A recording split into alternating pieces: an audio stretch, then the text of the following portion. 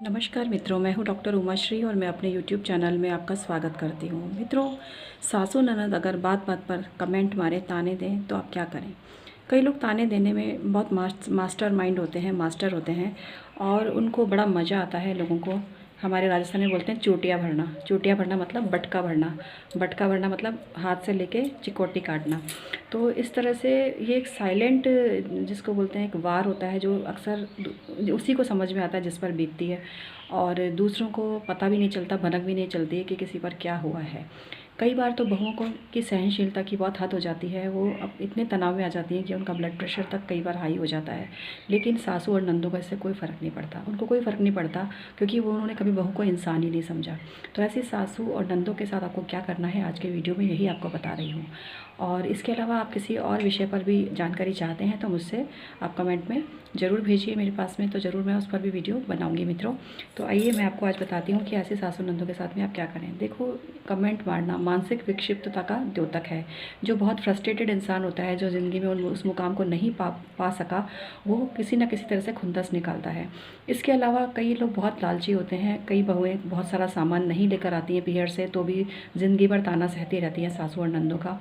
तो ऐसे लोगों का कोई इलाज नहीं है मित्रों। जिसको सुधरना होता है वो ताने देता ही नहीं है। ताने देने का मतलब ही यही है कि वो व्यक्ति, आपकी ज़िंदगी भर उसको खुश करते रहोगे तो भी वो व्यक्ति खुश नहीं होगा। खुश से मतलब अगर आप उनकी आज्ञा भी मानते हो, काम भी करते हो और आप सही हो अपनी तरफ से, तो और फिर भी वो आपको ताने देती हैं उठते बैठते, तो देखो इलाज तो कुछ नहीं है। सिर्फ आप अपने आप को ही बचा सकते हो, यही इसका प्रोटेक्शन है। इसके अलावा और कोई रास्ता नहीं है। और इसके लिए ये है कि आप अपना ध्यान डाइवर्ट करो, और अगर साथ में रहना दूभर है तो अलग मकान ले लो, यही इसका रास्ता है।